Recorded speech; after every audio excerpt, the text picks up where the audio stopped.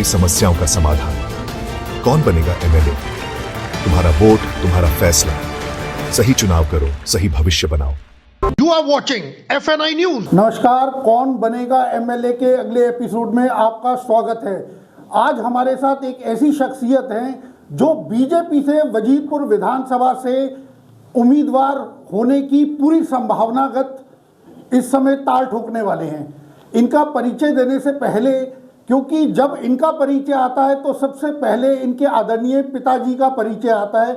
उनको अगर हम ये कहें कि वो राजनीतिक चाणक्य थे वजीरपुर विधानसभा के, आदरणीय स्वर्गीय श्री मांगेराम जी, उनके सुपुत्र आदरणीय सतीश गर्ग हमारे साथ हैं। और बहुत बहुत स्वागत सतीश जी आपका। तो सतीश जी ताल ठोकने के मूड में हैं और बहुत जल्द कोई अच्छी खबर आने की हमको भी इंतजार है और आपको भी इंतजार है। चलिए बातचीत का सिलसिला शुरू करते हैं। सबसे पहले सतीश जी ये बताएं कि अब जो है बीजेपी, जैसे आपने कहा अभी कि बीजेपी देर नहीं है कि इस बार और पार्टी ने जल्दी कर दिया, तो ऐसे में क्या फायदा और क्या नुकसान?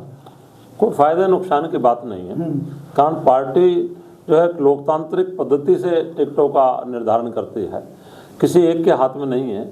नीचे कार्यकर्ताओं से रायशुमारी करना, फिर चुनाव समिति तक उस बात को जाना, फिर प्रमुख जगहों से सर्वे कराना, और उसके बाद पार्लियामेंट्री बोर्ड, क्योंकि एक नियम है कि जो विधानसभा और उससे ऊपर की टिकटों का निर्धारण है देश का जो भारतीय जनता पार्टी का पार्लियामेंट्री बोर्ड है वो करता है। तो एक प्रोसेस है, उससे निकलते हुए चीज़ें जा रही हैं। अगर किसी को जेब से निकाल के ही टिकट देनी है जैसे और पार्टियों में होता है तो वो कभी भी कर दे। हम बिल्कुल ठीक समय पर टिकटों का वितरण करने वाली है पार्टी, और वो ठीक समय है। इस बार के विधानसभा चुनाव में, क्योंकि 10 साल हो गए आम आदमी पार्टी को दिल्ली में, तो क्या चुनौतियां रहने वाली हैं बीजेपी के समक्ष अगर जीत दर्ज करनी है?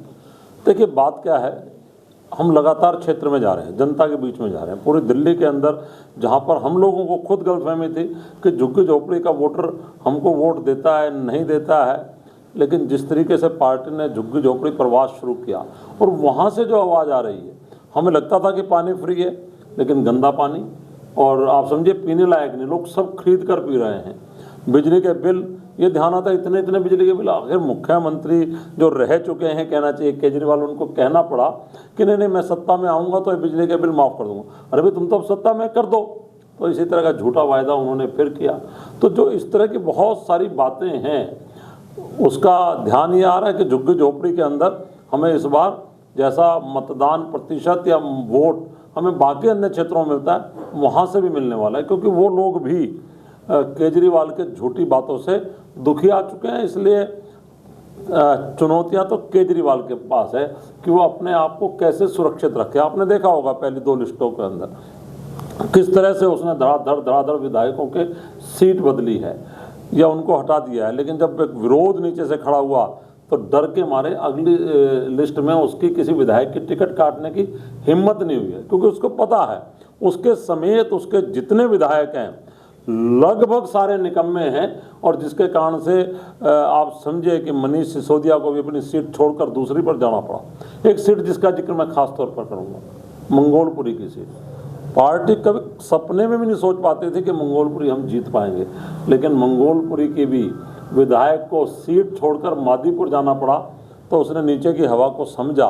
तो इसका अर्थ है कि उसको बहुत बड़ी चुनौतियाँ आ रही हैं, और भारतीय जनता पार्टी का सारा कार्यकर्ता पूरी ताकत के साथ, ये ठीक है कि आपको ये लग सकता है कि टिकट डिक्लेयर नहीं हुई है, लेकिन पार्टी का सारा कार्यकर्ता पूरी तरह से मैदान में है। नुक्कड़ सभाएं हो रही हैं, त्रिदेव सम्मेलन हो रहे हैं, और विधायकों के खिलाफ धरने प्रदर्शन हो रहे हैं। पार्टी पूरी तरह से चुनाव के मूड में है। एक आम आदमी के मन में एक सवाल उठता है कि इस बार दिल्ली विधानसभा के चुनाव में अगर बीजेपी को जीत हासिल करनी है तो क्या मुद्दे क्या होंगे? क्या जिस पर आम आदमी पार्टी अपनी अचीवमेंट बताता है, जिन मुद्दों को, उनकी कोई काट रखी जाएगी या मोदी जी का चेहरा आगे रखकर उस पर वोट मांगा जाएगा? देखिए मोदी जी का चेहरा तो सबसे बड़ा है ही, लेकिन मुद्दे भी हैं। आप वजीरपुर विधानसभा क्षेत्र की बात करें, आपने भी कहा कि माननीय श्री मांगेराम जी घर का बेटा हूं। मैं 35 वर्ष से राजनीतिक क्षेत्र में हूं। आज भारतीय जनता पार्टी का कोषाध्यक्ष हूं। उसके अलावा पार्टी बहुत सारी जिम्मेवारियां देते रहते हैं। लेकिन आप जब लिस्ट बनाने लगेंगे यहाँ पर विधानसभा में, तो जितने काम आदरणीय मांगेराम जी गर्ग ने अपने इस विधायक के कार्यकाल में किए, जेलर वाला बाग के जो फ्लैट की योजना की शुरुआत, दीपचंद मंदू हॉस्पिटल, जनक गार्डन और दुनिया भर के सामुदायिक केंद्र, फेज 2 का सामुदायिक केंद्र, बुनकर कॉलोनी का सामुदायिक केंद्र, एक काम भी कांग्रेस का विधायक उस समय का रहा हुआ या 10 साल का राजेश गुप्ता, एक काम ऐसा कोई बता पाए कि मैंने ये काम खड़ा किया, आज ये बिल्डिंग बनी दिख रही है, इसकी शुरुआत और उद्घाटन मैंने किया 10 साल के अंदर, तो अब मान लेना उन्होंने कोई काम किया है। इसलिए मैं आपसे कह रहा हूं कि भारतीय जनता पार्टी काम के लिए जानी चाहती है और जो वायदा करती है उसको पूरा करती है। जैसे अभी आपने कहा, अभी केजरीवाल कह रहे थे कि 1000 रुपया मैं जो है महिलाओं को दूंगा, तुरंत दे डालूंगा, फिर 2100 रुपये दूंगा। 1000 के बाद 3 दिन बाद मना कर गया, नहीं अभी नहीं दे पा रहा। क्यों वायदा किया? तुझे तो पता था, तो मुख्यमंत्री की कुर्सी पर है। उसके बाद फिर 2100 रुपये दूंगा, पंजाब में वायदा किया था, दे दिया गया। ये झूठा और बेईमान आदमी है। इसी तरह के इसके लापता विधायक हैं। तो मैं निश्चित रूप से कह रहा हूँ, लेकिन मोदी जी का एक वायदा भी, कहा 11 करोड़ किसानों को पैसा देंगे, तो हर चौथे महीने 2000 रुपये उनके पास जा रहा है। तो कहा शौचालय देंगे तो दिए, उज्ज्वला गैस के सिलेंडर कहा देंगे तो दिए, मकान बनाने को कहा तो दिए 50 करोड़ लोगों को आयुष्मान भारत का कार्ड दिया। आज कितनी विडंबना है कि एक व्यक्ति जो यहाँ पर रहता है, उसका कोई रिश्तेदार पश्चिम ये बिहार से यूपी से आए, अगर वो बीमार हो जाए तो फोर्टिज हॉस्पिटल में दिखाने जाएगा क्योंकि उसकी जेब में मोदी जी का कार्ड है। लेकिन अगर यहीं का आदमी जो रहने वाला है वो अगर बीमार हो जाए तो उसको जाना पड़ेगा मोहल्ला क्लिनिक में, जहाँ की आपने मोहल्ला क्लिनिकों की फोटो में देखे होगे, जहाँ गाय और भैंस लोट मार रही है और कोई चालू भी है तो नकली दवाई मिल रही है। तो इतना बड़ा अन्याय दिल्ली की जनता के साथ जो केजरीवाल और उसके विधायक कर रहे हैं, इसका अर्थ है दिल्ली की जनता सब समझ चुकी है। एक काम भी जिसको इंफ्रास्ट्रक्चर कहते हैं किया हो केजरीवाल ने तो बता दें। 80,000 करोड़ रुपए का घोटाला जल बोर्ड में अगर जो आदमी कर दे, इससे बड़ा क्या घोटाला होगा? शराब की नदियां, जैसे उसने लोग पानी मांग रहे हो, शराब बहा रहा है, एक के साथ एक बोतल फ्री, और बहा भी क्या रहा है, पैसे कमा रहा है, जेल यात्रा कर रहा है। और शीश महल तो कौन भूला है, 12-12 लाख रुपए की सोने की परत चढ़ी हुई टॉयलेट सीट, करोड़ों रुपए का मार्बल, करोड़ों रुपए के पर्दे, बड़े बड़े सोफे। ऐसा लगता है कि शायद कोई शहंशाह इस दिल्ली के अंदर राज करने के लिए आया, परंतु क्योंकि वो आम आदमी है इसलिए आप समझ सकते हैं। और उसी के घर में उसी की सांसद महिला की, जिसको उसने महिला आयोग का चेयरमैन बना के रखा, और पिटाई हो जाए उसके पीए के द्वारा, और वो पीए फिर उसके साथ उसी डाइनिंग टेबल पर खाना खाते दिखाई दे, उसकी सुरक्षा में लगाओ। इससे ज़्यादा खराब परिस्थिति केजरीवाल दिल्ली की क्या कर सकते थे? दिल्ली की जनता ये सब जानती है। सतीश जी, जैसे आपने कहा कि ये 2100 रुपये वाला, चाहे इसे झांसा माने, लेकिन पब्लिक क्यों झांसे में आ जाती है और फिर इसको उस तरह से सपोर्ट मिल जाता है? इसकी कोई काट बीजेपी ने सोची है? नहीं, हम जा रहे हैं जन जन तक, जन जन को इसके किए हुए सारे कुकर्म बता रहे हैं, और इस बार पब्लिक इसके झांसे में आने वाली नहीं है। एक बार आदमी कहता है तो लगता है कि हाँ इट मे बी पॉसिबल, और जब झांसा देने की कोशिश करता है तो एक बार आता है, ये मानव स्वभाव है। लेकिन इस बार पब्लिक उसके झांसे में आने वाली नहीं है। ये जो रेवड़ियां बांटने का सिलसिला आम आदमी पार्टी ने शुरू किया है, उसकी काट के लिए बीजेपी कुछ करने जा रही है? देखिए, मैं इसको पूरी तरह से ये तो नहीं कहूँगा। मुझे लगता है कुछ जनता की बेसिक ज़रूरतें हैं, वो पूरी जरूर होनी चाहिए, लेकिन वायदा करो और ना दो, ये खतरनाक काम है। केजरीवाल ने वायदा किया फ्री बिजली का, बिजली फ्री नहीं दी है, बिल है लोगों के हाथ में। केजरीवाल ने वायदा किया फ्री पानी का, पानी फ्री नहीं दिया है, गंदा पानी है, और पानी पीकर लोग बीमार हो रहे हैं, बीमार होकर मोहल्ला क्लिनिक में जा रहे हैं, वहाँ नकली दवाई मिल रही है। केजरीवाल ने वायदा किया बसों का, बसें नहीं, बसों के लिए लाइन लगानी पड़ रही है। आप समझे, मोहल्ला क्लिनिक में जाए और 2 साल बाद MRI की डेट मिले, टांग आज टूटी है, MRI 2 साल बाद कराएगा, ऐसी परिस्थिति में। लेकिन बीजेपी निश्चित रूप से अभी घोषणा पत्र आने दीजिए, जितनी सुविधाएं ज़्यादा से ज़्यादा जनता को दी जा सकती है वो हमारे घोषणा पत्र का हिस्सा बनेगी। आपने एक बात कही कि आपके बाबूजी ने विधायक रहते हुए बहुत सारे अचीवमेंट्स, बहुत सारे काम किए, लोगों की मेमोरी बड़ी शॉर्ट है। आप उम्मीदवार बनकर आते हैं तो आप एक बार लोगों को दोबारा से मेमोराइज कराएंगे, दोबारा याद दिलाएंगे कि देखो जी हमने, हमारे परिवार ने ये काम किया, और आप भी लगातार पूरे समर्पण के साथ लगे हुए हैं। बात परिवार की नहीं, बात पार्टी की है। श्रीमान मांगेराम जी गर्ग भारतीय जनता पार्टी के विधायक थे, परिवार के नहीं थे। हाँ, मेरे पिताजी जरूर थे। इसीलिए जब दिवाली पर मैंने शुभकामनाओं का संदेश डाला, उसके साथ उनके किए हुए कामों के अचीवमेंट भी डाली। और मैं खाली उनके अचीवमेंट की बात नहीं करता हूँ, मैं अचीवमेंट की बात करता हूँ महेंद्र नागपाल जी जब पार्षद या विधायक है उसकी भी करता हूँ, जब योगेश वर्मा जी पार्षद रहे उसकी भी अचीवमेंट की बात करता हूँ, देवराज जी पार्षद हुए उसकी भी बात करता हूँ, यहाँ से मीरा अग्रवाल जी, अब मंजू खंडेलवाल जी पार्षद हुए उसकी भी बात करता हूँ, मैं आज पूनम भारद्वाज जी या सुरेश भारद्वाज जी यहाँ से पार्षद हुए उनकी बात करता हूँ। यानी भारतीय जनता पार्टी के लोग जब जब भी सत्ता में आते हैं उनके दिमाग में एक ही पिक्चर है, एक बात घुस गई है कि ज़्यादा से ज़्यादा काम हम कैसे कर सकते हैं। इसलिए मैं भारतीय जनता पार्टी और उनके पार्षदों के द्वारा किए गए काम उसकी चर्चा करते हुए कह सकता हूं कि जितना काम भारतीय जनता पार्टी के लोगों ने किया है उसके मुकाबले में 0% भी काम कांग्रेस के लोग और आम आदमी पार्टी के लोग नहीं कर पाए हैं। वजीरपुर विधानसभा में 3 वार्ड है, 2 बीजेपी के पास है, लेकिन गुटबाजी भी चरम पर है। ऐसा हमेशा समय समय पर सुनने में आता है इस वजीरपुर विधानसभा क्षेत्र में, चाहे बीजेपी की बात करें चाहे आम आदमी पार्टी में, लेकिन बीजेपी में भी बहुत चरम पर दिखती है। और ऐसी हमेशा खबरें आती हैं कि अगर एक्स को टिकट मिलेगी तो वाई विरोध करेगा, वाई को मिलेगी तो जेड विरोध करेगा। आप क्या कहोगे?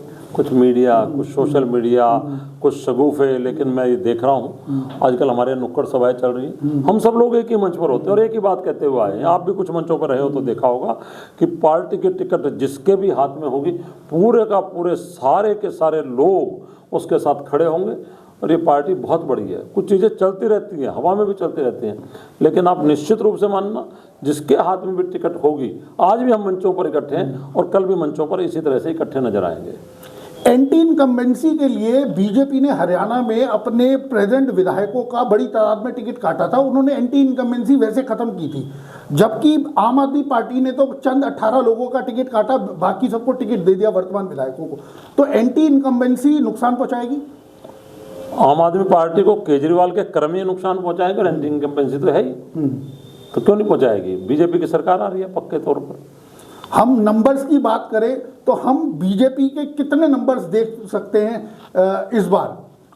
काम करने में तो 100 में से 100 हैं, लेकिन जहाँ तक सत्ता की बात है बहुत बड़े आंकड़े कह पाना अच्छी बात नहीं है, क्योंकि महाराष्ट्र के अंदर जिन आंकड़ों की हम कल्पना करते थे जनता जनार्दन ने उसको ध्वस्त कर दिया है। हम उस आंकड़े से जीत कर आए हैं जिसका मुख से हम कहते तो लोग कहते हैं पागल हैं, लेकिन लोगों की जब मन करता है तो लोग क्या दे सकते हैं, ये आपने हरियाणा में और महाराष्ट्र में देखा होगा। इसलिए मैं समझता हूँ कि हम इस बार ये बात तो कह सकते हैं कि निश्चित रूप से हमारी सरकार हमारे बलबूते बन रही है, और आंकड़े क्या होंगे जनता जनार्दन तय करेगा। दिल्ली विधानसभा में जब चुनाव होता है तो सबसे बड़ी बात पिछले 1 दशक से ये देखा जा रहा है कि कांग्रेस तो कहीं रेस में ही नहीं होती, उसे तो कहते हैं वोट कटुआ पार्टी है। तो चुनौती जो टक्कर होती है वो बीजेपी और आम आदमी पार्टी में प्रमुखता से होती है। तो ऐसे में आम आदमी पार्टी का सीएम चेहरा तय है, बीजेपी का सीएम चेहरा कौन होने जा रहा है? मैं इसमें एक लाइन का अंतर करता हूँ। मुझे ऐसा लगता है कि कांग्रेस ने इस बार 2 बार जैसे सरेंडर किया था, शायद इस बार कुछ स्थिति अलग दिखती है। नहीं तो ऐसा नहीं होता कि अपने पूर्व सांसद को वो उठाकर सीधा केजरीवाल की टक्कर में उतार देते। प्रदेश अध्यक्ष भी उनके उतरे हैं और इस सीट पर भी पार्टी ने राष्ट्रीय प्रवक्ता को उतारा है। अगर कांग्रेस को जिंदा होना है तो सरेंडर करने से तो छोड़ना पड़ेगा। ये उनकी पार्टी है, उस पर मुझे कुछ कहना नहीं है, लेकिन चेहरे जो पहली लिस्ट में आए वो मजबूत दिखाई देते हैं, मजबूती से लड़ेगी ऐसी उम्मीद भी मैं करता हूँ। हाँ, जहाँ तक बीजेपी का है, बीजेपी आपको पता है लोकतांत्रिक पार्टी है, जब सत्ता आएगी उसके बाद तय कर लेंगे। कोई पार्टी तो सब बड़े बड़े चेहरे हैं, पार्टी का काम करते किसी को 20 साल, किसी को 30 साल, किसी को 40 साल हो गए। और इस पार्टी का जो कल्चर है, आपने देखा होगा कि एक छोटे से कार्यकर्ता को भी पार्टी उठा के कहाँ से कहाँ बिठा सकती है। इसलिए चर्चा करना बेमानी है कि सीएम चेहरा कौन होगा।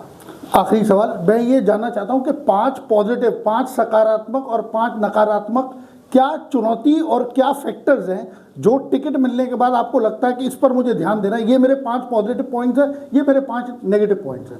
देखिए, मेरा सबसे बड़ा पॉजिटिव पॉइंट तो ये है कि मैं संघ का स्वयंसेवक हूँ। भाजपा का पिछले 35 साल से कार्यकर्ता हूँ। अधिकृत रूप से 35 सालों की जिम्मेवारी मेरे पास है।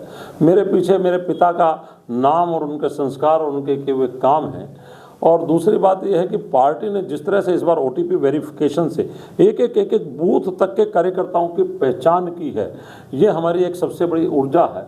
इसके अलावा पार्टी, जैसे मैंने कहा, एक मुश्त होकर ताकत के साथ चुनाव लड़ती दिखाई आपको देगी, ये भी हमारी खास बात है। जहाँ तक नकारात्मक बात है, मुझे लगता है कि इस बात की चर्चा करना तो हम कांग्रेस इसकी आम आदमी पार्टी की जरूर नकारात्मक, हमारे यहाँ सब माहौल अच्छा है और उसके जो नकारात्मक पहलू है वो मैंने आपको चर्चा पहले की है। तो आपने देखा कि अपने पिता की तरह ही सतीश जी भी बड़ी सादगोई से अपनी बात को रखने में माहिर हैं। ऐसे में अब इंतजार है इनके नाम पर मोहर लगने का, उसके बाद देखेंगे चुनौतियां क्या होगी और ये सिलसिला कौन बनेगा MLA का हम यूं ही जारी रखेंगे। आज के लिए बस इतना ही। बहुत बहुत शुक्रिया सतीश। धन्यवाद।